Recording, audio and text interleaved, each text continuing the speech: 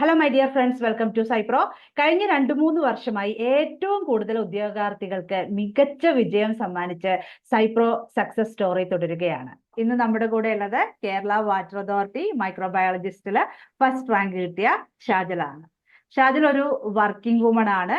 അതിൻ്റെ ഇടയിലാണ് പഠിച്ച് ഫസ്റ്റ് റാങ്ക് നേടിയത്. അപ്പോൾ എല്ലാ വർക്കിംഗ് വുമന്റെയും ഒരു പരാതിയാണ്, പഠിക്കാൻ സമയമില്ല, ജോലി കഴിഞ്ഞ് വന്ന് അല്ലെ ആ ഒരു സമയത്ത് വളരെ ക്ഷീണമാണ്, അപ്പോൾ ഒട്ടും പഠിക്കാൻ സമയമില്ല, വർക്ക് ചെയ്യുന്നതുകൊണ്ട് സമയമില്ല. അപ്പൊ അങ്ങനെ ഇഷ്ടം പോലെ എക്സ്ക്യൂസസ് പറയുന്ന ആൾക്കാരാണ് വർക്കിംഗ് വുമൺ അല്ലെ. അപ്പോൾ അതിനൊരു ഇതായിട്ടാണ് ഷാജൽ അത്രയും ഫുൾ അല്ലെ. കുറെ ഷാജലിന്റെ ജോബിന്റെ ഡീറ്റെയിൽസ് ഒന്ന് പറയോ? വർക്ക് ചെയ്തുകൊണ്ടിരുന്ന സമയത്ത് എത്രത്തോളം സമയം കിട്ടുമായിരുന്നു പഠിക്കാൻ? അതുപോലെ തന്നെ വർക്കിംഗ് ടൈം ഒക്കെ എത്രയായിരുന്നു? ഞാന് എക്സാമിന്റെ സമയത്ത് പാലക്കാട് തമിഴ്നാട് ബോർഡറാണ്. അപ്പൊ അവിടെയുള്ളൊരു പാക്കേജ്ഡ് ഡ്രിങ്കിങ് വാട്ടർ കമ്പനിയിലാണ് വർക്ക് ചെയ്തുകൊണ്ടിരുന്നത്. അവിടുത്തെ മൈക്രോബയോളജിസ്റ്റ് ആയിട്ടാണ് വർക്ക് ചെയ്തുകൊണ്ടിരുന്നത്. അപ്പൊ എനിക്ക് വീട്ടിൽ നിന്ന് ഏകദേശം ഒരു 1.5 hours ട്രാവൽ ഉണ്ടായിരുന്നു. അപ്പൊ ഞാൻ തിരിച്ച് 6:30 ആ സമയത്താണ് വീടെത്തുക. പിന്നെ വീട്ടിലെത്തി എന്തെങ്കിലും കാര്യങ്ങളൊക്കെ കഴിഞ്ഞിട്ട് ഒരു 7 o'clock അതിന് ശേഷമാണ് ഞാൻ എപ്പോഴും പഠിക്കാനായിട്ട് സമയം കണ്ടെത്തിയിട്ടുണ്ടായിരുന്നത്. വീട്ടിൽ വന്നു കഴിഞ്ഞാൽ ഫ്രീ ആണ് അല്ലെ? വേറെ പ്രാരാബ്ദങ്ങളൊന്നും ഇല്ലാത്തത് കൊണ്ട് വീട്ടിൽ വന്നു കഴിഞ്ഞാൽ ഫുള്ള് പഠിത്തം അല്ലെ? അപ്പോ വീട്ടിൽ വന്നു കഴിഞ്ഞാൽ പിന്നെ ഫ്രീ ആണ്. അപ്പൊ എത്രത്തോളം നേരം പഠിക്കുമായിരുന്നു ഒരു ദിവസം? ഇപ്പോ 6:30 ആവുമ്പോഴത്തേക്ക് വീട്ടിൽ വന്നു കഴിഞ്ഞാല് എത്ര നേരം പഠിക്കും? ഞാനങ്ങനെ ഒരുപാട് നേരം കണ്ടിന്യൂസ് ആയിട്ട് പഠിക്കുന്ന ഒരു ടൈപ്പ് അല്ല. അപ്പൊ എക്സാമിനോട് അടുത്തപ്പോഴാണ് പിന്നെയും കൂടുതൽ ഡ്യൂറേഷൻ ഒക്കെ പഠിക്കാൻ തുടങ്ങിയത്. അതെ, ഇത് കേൾക്കുമ്പോ കുറെ പേർക്ക് ഹാപ്പി ആകും അല്ലെ. ചിലവർ കുത്തിയിരുന്ന് പഠിക്കുന്നവരുണ്ട്. അപ്പൊ ഷാജൽ ആ ഒരു ടൈപ്പ് അല്ല അല്ലെ. പക്ഷെ വേറൊരു കാര്യം പറയാനുള്ളത്, ഷാജല് നമ്മുടെ MSc 2023 പാസ് ഔട്ട് ആയതാണ് അല്ലെ. അപ്പൊ അധികം ഒരു ബ്രേക്ക് വന്നിട്ടില്ല. പഠിച്ച് ഇറങ്ങിയ ഉടനെ തന്നെ നമ്മുടെ മൈക്രോബയോളജിസ്റ്റിന് വേണ്ടി പഠിച്ചു തുടങ്ങി. അപ്പൊ പിന്നെ ആ ഒരു ബ്രേക്ക് വരാത്തത് കൊണ്ട് ഇങ്ങനെ കുറച്ച് ഇടക്ക് അധികം കുത്തിയിരുന്ന് പഠിക്കാത്ത ആളാണ് അല്ലെ. അതെ, എനിക്ക് സബ്ജക്റ്റുമായിട്ട് കാര്യമായിട്ട് കണക്ഷൻ പോയിട്ടുണ്ടായിരുന്നില്ല. അപ്പൊ അതുകൊണ്ട് ബാക്കി എല്ലാരും സബ്ജക്റ്റ് ടച്ച് വിട്ട ആളുകള് അല്ലെ കുറച്ചും കൂടി എഫോർട്ട് എടുക്കണം. അങ്ങനെയല്ലേ ഷാജലിന് പറയാനുള്ളത്? എങ്ങനെയാ? അതെ, അതായത് MSc പഠിച്ചിറങ്ങിയ ആളുകൾക്ക് എന്തൊക്കെയാണോ പ്ലസ് പോയിന്റ് ഉള്ളത് പെട്ടെന്ന് എക്സാം കിട്ടാനായിട്ട്? സബ്ജക്റ്റുമായിട്ട് എപ്പോഴും ഒരു ടച്ച് ഉണ്ടാവും. കംപ്ലീറ്റ് ആയി മറന്നു തുടങ്ങിയിട്ടുണ്ടാവില്ല. പിന്നെ നോട്ട്സ് ഒക്കെ ചിലപ്പോ കയ്യിൽ അവൈലബിൾ ആയിരിക്കും. റെഫർ ചെയ്യാനൊക്കെ നോട്ട്സ് അവൈലബിൾ ആയിരിക്കും. നമുക്ക് ആ ലിങ്ക് ഉണ്ടാവുമല്ലോ എപ്പോഴും അല്ലെ. എവിടെയാണ് പഠിക്കേണ്ടത്, എന്തൊക്കെയാണ് അങ്ങനെയുള്ള കാര്യങ്ങളെല്ലാം നമുക്ക് ലിങ്ക് ഉണ്ടാവും. അപ്പോ ഇനിയിപ്പോ JSOടെ എക്സാമിനേഷൻ വരുന്നുണ്ട്. പ്രിപ്പയർ ചെയ്ത് എത്രത്തോളമായി? JSOടെ പ്രിപ്പറേഷൻ ആക്ച്വലി ഇപ്പൊ കുറവാണ്. ടൈമിന്റെ ഒക്കെ ഒരു ചെറിയ പ്രശ്നമുള്ളതുകൊണ്ട് വളരെ സ്ലോ ആയിട്ട് പോയിക്കൊണ്ടിരിക്കുന്നത്. ഇപ്പൊ എത്രത്തോളം ക്ലാസ് പഠിച്ചു കഴിഞ്ഞു? ഏതൊക്കെ ക്ലാസ് പഠിച്ചു? ഞാൻ മൈക്രോബയോളജി പോർഷൻസ് ഏകദേശം ഒക്കെ കവർ ചെയ്തു. പക്ഷെ MLT പോലുള്ള പോർഷൻസിലേക്ക് തുടങ്ങിയിട്ടില്ല. ബ്ലഡ് ഒന്നും തുടങ്ങിയിട്ടില്ല ഇപ്പൊ അല്ലെ? ഫാർമക്കോളജിയോ? ഇല്ല, ഫാർമക്കോളജിയിലോട്ടും പോയിട്ടില്ല. അപ്പൊ മൈക്രോബയോളജി എന്തായാലും സ്ട്രോങ് ആണല്ലോ അല്ലെ. ഷാജലിന്റെ മൈക്രോബയോളജി ഓൾറെഡി സ്ട്രോങ് ആണ്, നമുക്കത് കിട്ടി. അപ്പൊ ഇനി ബാക്കിയുള്ളത് സമയം പോലെയൊക്കെ ഇരുന്ന് പഠിച്ച് നമുക്കത് നേടിയെടുക്കാം അല്ലെ. കുറച്ചും കൂടി ഷാജലിന് താല്പര്യം ഉണ്ടെങ്കിൽ. എങ്ങനെയാ, അടുത്തത് നോക്കുന്നുണ്ടോ? നോക്കണമെന്ന് താല്പര്യമുണ്ട്. പക്ഷെ അതാണ് പരിചയമില്ലാത്ത സബ്ജക്ട്സ് ആയതിന്റെ ഒരു ബുദ്ധിമുട്ടുണ്ട്. ഓക്കെ, എന്നാലും പഠിക്കുന്നുണ്ടല്ലോ അല്ലേ? ഇപ്പൊ ഏത് വീക്കാ പഠിക്കുന്നത്? ഇപ്പൊ ഞാൻ അങ്ങനെ വീക്ക് വെച്ചിട്ടൊന്നും, ഞാൻ റാൻഡമായിട്ട് ഏതെങ്കിലും ടോപ്പിക്സ് സെലക്ട് ചെയ്ത് അങ്ങനെ പഠിക്കുന്ന ടൈപ്പാണ്. എന്നാലും ഇപ്പൊ എത്ര ദിവസമായി ഇപ്പൊ ക്ലാസ് കണ്ടിട്ട്? ഞാൻ ഒരു വീഡിയോ കണ്ടിട്ടൊക്കെ ഒരു 1 വീക്കിന് മേലെയൊക്കെ ആയിട്ടുണ്ട്. 1 വീക്കിന് മേലെ ആയല്ലേ? അപ്പൊ എടുക്ക ഉഴപ്പുണ്ട് അല്ലെ. അതാ നമ്മുടെ ആ ഒരു ജോലി തിരക്കിന്റെ ഭാഗമായിട്ടാണ് അല്ലെ. അതെ. മിസ്സുമാരെ വിളിച്ചു പറഞ്ഞായിരുന്നോ കിട്ടിന്നുള്ള കാര്യം? ഇല്ല, ഞാൻ കോളേജിലോട്ട് വിളിച്ചിട്ടില്ല. ഞാൻ ആക്ച്വലി അഡ്വൈസ് ഒക്കെ വന്നിട്ട് പറയാമെന്നുള്ള ഒരു പ്ലാനിലായിരുന്നു. ഇരുന്നു അവരറിഞ്ഞിട്ടുണ്ട് എന്തായാലും. ആ ഇനി അവരെ ചെന്ന് കാണുക, അവർക്കും സന്തോഷമാകും അല്ലെ, നമുക്ക് കിട്ടി. അപ്പൊ ആ ഒരു കാര്യം ചോദിക്കാന്ന് വെച്ചാൽ, ഇപ്പൊ നമ്മൾ നിങ്ങൾ പഠിച്ചുകൊണ്ടിരിക്കുന്ന സമയത്ത് ഈ ഒരു സബ്ജക്റ്റിന് അധികം വാല്യൂ ഇല്ല അങ്ങനെയൊക്കെ കേട്ടിട്ടുണ്ടോ? വാല്യൂ ഇല്ല ഇൻ ദ സെൻസ് ഓപ്പർച്യൂണിറ്റീസ് കുറവാണ്, പ്രത്യേകിച്ച് കേരളത്തിനകത്ത് വളരെ ഉം, കുറവാണ്, ആ ഒരു ഉം, രീതിക്ക് കേട്ടിട്ടുണ്ട്. ഉം, പ്രൈവറ്റ് സെക്ടർ ആണെങ്കിലും ഭയങ്കര പേയ്മെന്റ്സ് ഒക്കെ വളരെ കുറവാണ്. ഉം. പിന്നെ ആ നമ്മള് ആ ആ തരത്തില് പിന്നെ കുട്ടികൾ ഇങ്ങനെ പൊതുവായിട്ട് പറയുമല്ലോ, PSCക്ക് പഠിച്ചിട്ടൊന്നും കാര്യമില്ല അല്ലെ, ഓൾറെഡി ആളെയൊക്കെ എടുത്തു വെച്ചേക്കുമായിരിക്കും, അങ്ങനെയൊക്കെ കേട്ടിട്ടുണ്ടോന്ന്? കേട്ടിട്ടുണ്ട്. അല്ലെ, നമ്മൾ പഠിക്കുമ്പോഴത്തേക്കും ചില ആൾക്കാർ, ഇതിനായിട്ട് അറിയില്ലാത്ത ആൾക്കാർ ചിലപ്പോൾ പറയുമല്ലോ, നിങ്ങൾ പഠിച്ചിട്ടൊന്നും കാര്യമില്ല ഓൾറെഡി അല്ലേ. പക്ഷെ നമുക്ക് ആ ഒരു ഇത് അല്ലേ, കുറെ നാളായിട്ട് നമ്മളിപ്പോ കുറെ നാളായി സയൻസ് ബേസ്ഡ് എക്സാമിനേഷനിൽ കുട്ടികൾ പഠിച്ച് സൈപ്രോയിലൂടെ കയറുന്നത്. അപ്പൊ അതിലൂടെ നമുക്ക് മനസ്സിലാവുന്നത് അങ്ങനെയുള്ള കാര്യങ്ങളൊന്നുമില്ല. നമ്മൾ പഠിച്ചു കഴിഞ്ഞാൽ, നന്നായി പഠിച്ചു കഴിഞ്ഞാൽ ആർക്കും ജോലി കിട്ടും അല്ലെ. ഇനി ക്വസ്റ്റ്യൻസ് എക്സാം ഹാളിൽ ഇരുന്ന് നമ്മൾ എത്രത്തോളം പഠിച്ചു, അത് മാത്രമല്ല എക്സാം ഹാളിൽ നമ്മുടെ ഒരു മാനസികാവസ്ഥ ഉണ്ടല്ലോ, അതായത് നമ്മൾ തെറ്റിക്കുന്നതും ശരിയാക്കുന്നതും നമ്മളുടെ വെപ്രാളവും ടെൻഷനും, അതിനെ പറ്റി എന്താ പറയാനുള്ളത്? കുട്ടികൾ എങ്ങനെ അത് മാനേജ് ചെയ്യണം?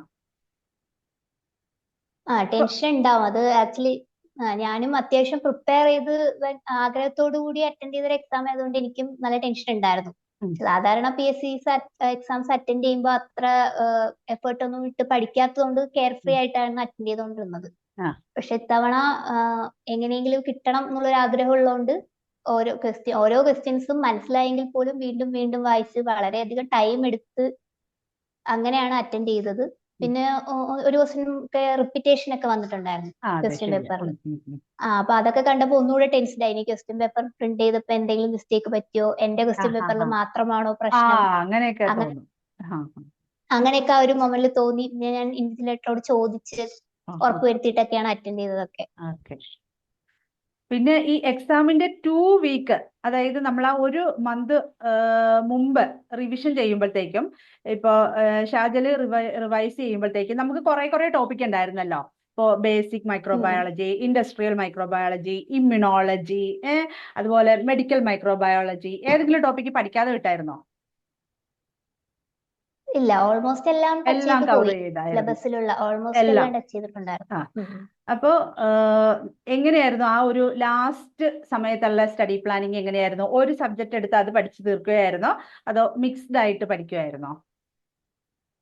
ഞാൻ മിക്സ്ഡ് ആയിട്ട് റാൻഡം ആയിട്ട് ടോപ്പിക് ചൂസ് ചെയ്ത് പഠിക്കുക ചെയ്യാം. പിന്നെ ഓക്കെ. കൂടുതൽ ഈ വാട്ടർ റിലേറ്റഡ് ആയിട്ടുള്ള കാര്യങ്ങൾ കൂടുതൽ നോക്കി, ഉം, ഡിസീസസും അങ്ങനത്തെ കാര്യങ്ങളൊക്കെ കൂടുതൽ ശ്രദ്ധിച്ചു.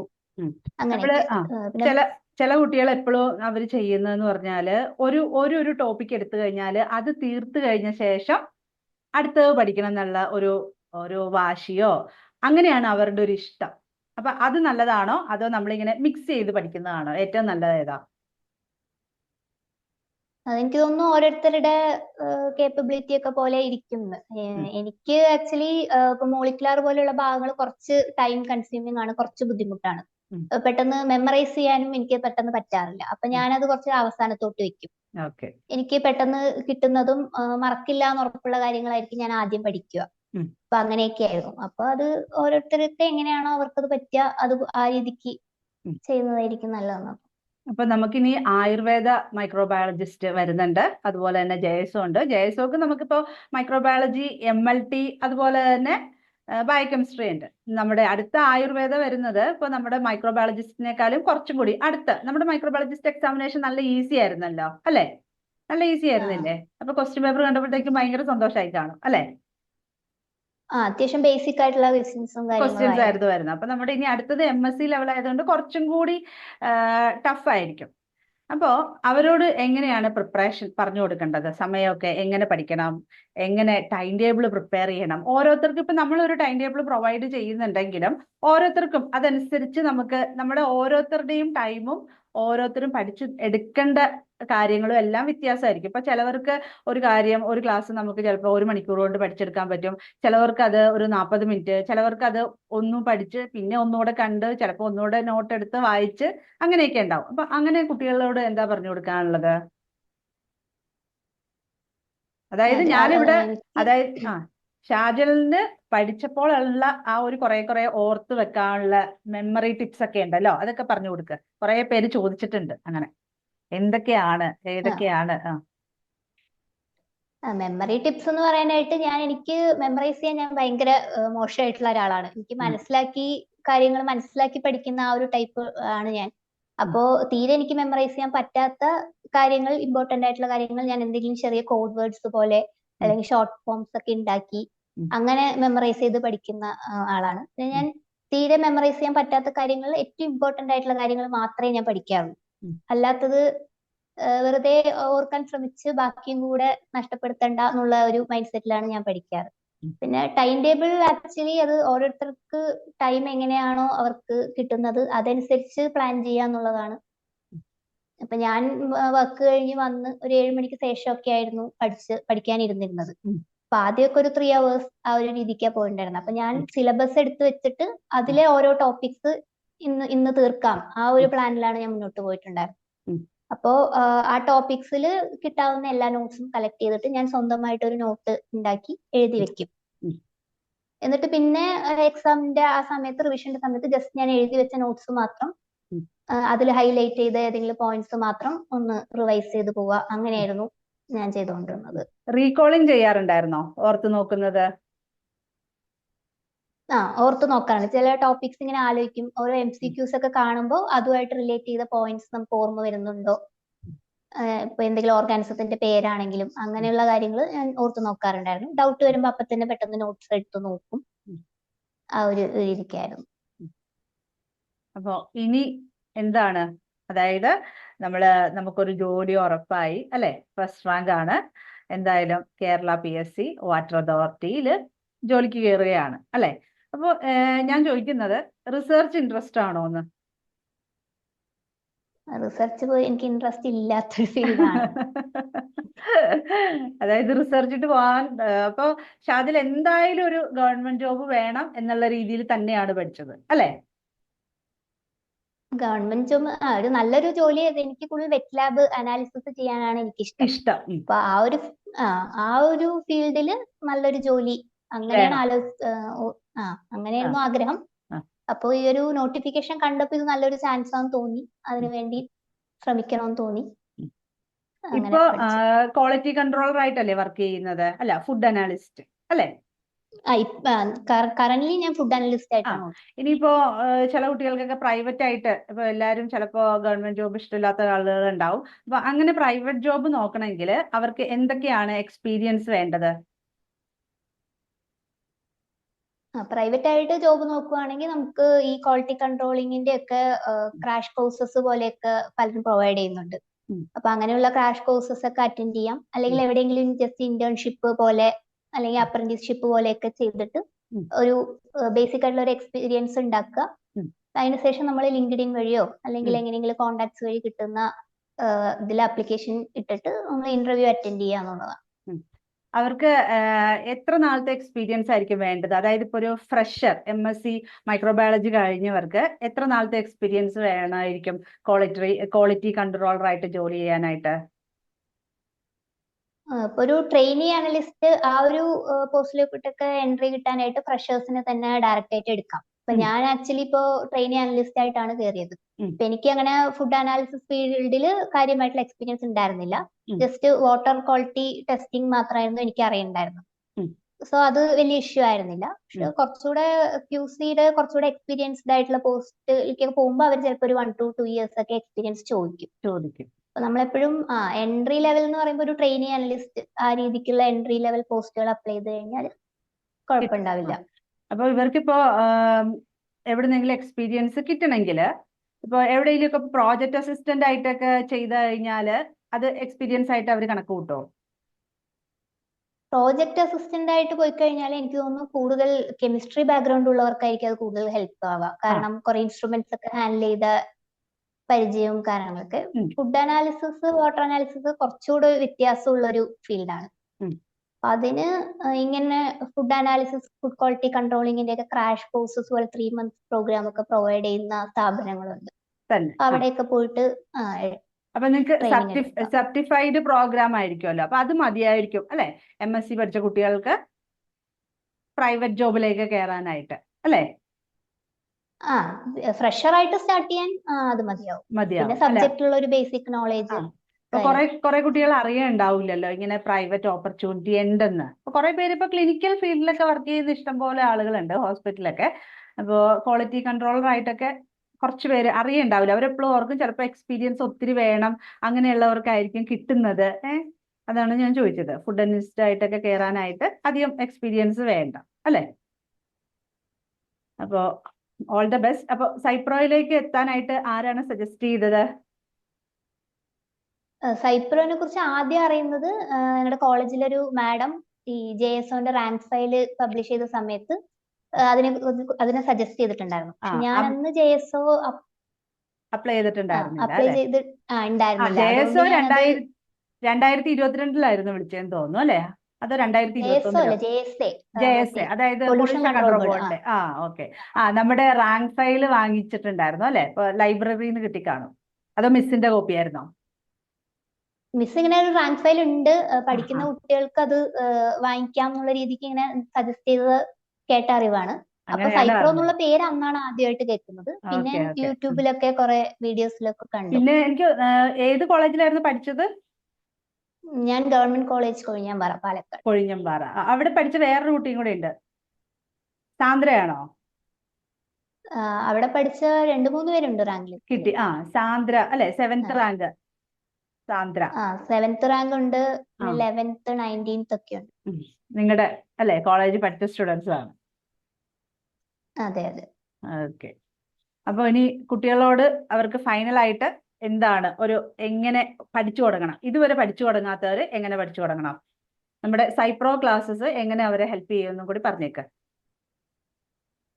സൈപ്രോയില് നോട്ട്സ് കറക്റ്റ് ആയിട്ട് ടു ദ പോയിന്റ് ആയിട്ടുള്ള നോട്ട്സും കാര്യങ്ങളാണ്. അപ്പൊ അത് കറക്റ്റ് ആയിട്ട് വായിച്ച് മനസ്സിലാക്കി അവരുടേതായിട്ടുള്ള രീതിക്ക് ഷോർട്ട് നോട്ട്സ് ഒക്കെ ഉണ്ടാക്കി വെച്ച് കഴിഞ്ഞാൽ റിവൈസ് ചെയ്യുമ്പോൾ എളുപ്പമായിരിക്കും.